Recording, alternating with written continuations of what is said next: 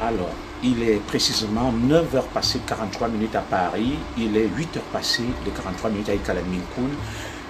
Ces directs étaient annoncés de très longue date. Aujourd'hui donc, je fais la surprise à une heure où je n'ai pas l'habitude de faire des directs. Nous allons donc lancer ces directs parce qu'il était question pour moi de déjouer, n'est-ce pas, les pronostics pour pouvoir contourner la censure d'Enervi et puis éviter, n'est-ce pas, la grosse bousculade des directs. Comme vous le savez, je suis l'objet de toutes les attentions. Tout le monde polarise l'attention autour de moi. Je suis une véritable locomotive, je suis un guide, parce que les autres se déterminent toujours par rapport à moi, c'est pas mauvais. Dans la société, on a toujours des guides et des modèles. J'avais donc annoncé ces directs de longue date. Nous allons parler aujourd'hui de ce sempiternel et sensible problème tel que vous pouvez le lire sur le téléscripteur. Bien évidemment, bonjour à tous les patriotes qui sont en train de se connecter. Ce direct, j'ai tenu à y revenir dessus, tout simplement parce que lorsque je l'ai fait, des appels à la haine avaient été lancés contre moi et des fatwas pour qu'on m'assassine par les extrémistes qui ne veulent pas de la vérité. Aujourd'hui donc, je vous prie d'enregistrer ce direct. Vous le suivrez souvent avec vos enfants et vos familles. Bonjour à Blanche Avi, Célestin Yamga, Brigitte Ivana et tous les patriotes qui se connectent. Bonjour, c'est parti donc. Ce live, j'ai tenu à le faire à cette heure parce que moi aussi, je veux profiter de mes vacances. Ma fille, la deuxième, ira en vacances très loin. Il faudrait que je l'amène faire le test PCR et que j'apprête, n'est-ce pas, les maillots de bain et tout. Dès demain, moi aussi, je serai en villégiature avec ma petite famille.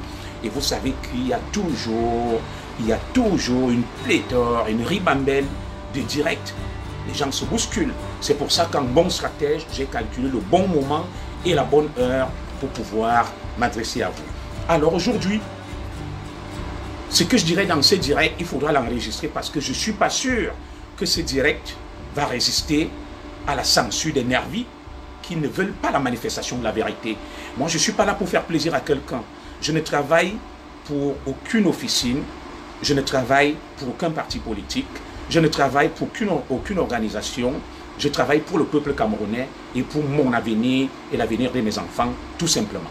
Je n'ai de seul maître que ma conscience. C'est pour ça qu'aujourd'hui, je vais vous restituer le problème anglophone et bamileke depuis 1945 jusqu'à ce jour. Et je m'abstiendrai, bonjour à Guillaume Bivina, d'utiliser certaines expressions telles bamileke anglophone. Parce que ces mots ont été calés dans les algorithmes d'un certain nombre de logiciels de Facebook où les gens jouent les victimes. Dès que tu vas prononcer ces mots, ils vont aller signaler le direct qui sera interrompu. C'est pour ça que j'avais créé un camerounisme, un barbarisme du nom de Mechungechung. Ce n'était pas pour tourner en ridicule une communauté. Ce n'était pas pour ridiculiser et stigmatiser une communauté. C'était tout simplement pour contourner la censure de Facebook. Donc chaque fois que je parlerai du problème bamileke, je dirai le problème de Mechungechung. Et chaque fois que je parlais du problème anglophone, je parlerai de l'Amazonie pour éviter la censure. Alors, pour ceux qui pensent que je stigmatise une communauté, non. Nous sommes là pour restituer l'histoire. Nous sommes là tout simplement pour restituer l'histoire. Nous sommes là pour retranscrire des vérités que beaucoup n'aiment pas entendre. Oui, il y a certaines vérités qui peuvent faire mal, mais à un moment, il faudrait qu'on souffre. Lorsqu'on va stigmatiser, le peuple étonne Manguissa d'être des barbares, d'avoir 15 minutes de folie. Je ne vais jamais m'offusquer. Lorsqu'on dira peut-être que nos frères Bassa marchent avec un timbre dans la poche et portent plainte partout, je n'ai jamais vu les Bassa s'offusquer. Alors, si nous sommes une famille, nous devons nous dire des vérités. Et se dire des vérités n'est pas synonyme de stigmatisation. Pourquoi j'ai décidé de faire ce direct? J'ai décidé de faire ce direct tout simplement parce qu'il est question déjà de répondre à un certain, entre guillemets, intellectuel. Monsieur Dieudonné Essomba, qui avance des théories fumeuses.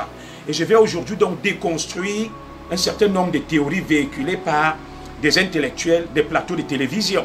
Et aujourd'hui, loin de moi l'intention de ridiculiser cet aîné qui est professeur certainement en économie, mais quand on dit professeur, je ne sais même pas dans quelle université l'enseigne, appelons-le tout simplement un homme instruit qui a fait les statistiques.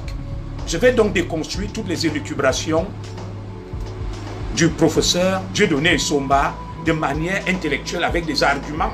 Voilà. Et c'est le Cameroun que nous appelons de tous nos voeux. Je vais donc vous prier de partager ce direct. Il n'y aura pas de pause musicale, il n'y aura pas de ponctuation musicale. Nous allons droit au but pour affronter directement la vérité historique que beaucoup n'aiment pas suivre. Je vais donc vous passer au pain fin la chronologie, la sociogénèse du problème englobant pour le qualifier ainsi. J'essaierai de vous restituer. Nul n'a le droit d'effacer une page de l'histoire. Effectivement, Guillaume Bivina. C'est pour ça que je vais vous prier de partager ces directs. Et avant de commencer, je vais diffuser quelques vidéos virales où une certaine composante sociologique du Cameroun diffuse des messages de haine, de stigmatisation d'une certaine communauté. Et à ce moment, personne ne les rappelle à l'ordre. Je vais faire un petit rappel ici. Lorsque je parle, moi, je ne suis pas quelqu'un qui s'inhibe dans un groupe. Voilà. Lorsque j'évolue dans un groupe, j'aime bien évoluer dans des groupes. Mais dans les groupes, j'aime bien ce qu'on appelle la mutualisation des efforts. Mais dans le groupe, je me sens, n'est-ce pas, ankylosé. Je m'étouffe. Je n'arrive pas à m'exprimer parce qu'on m'impose une discipline et on essaye de me tirer vers le bas. Vous savez, la logique de ce qu'on appelle la dynamique des groupes fonctionne sur quelle base? Le nivellement vers le bas, la médiocrité.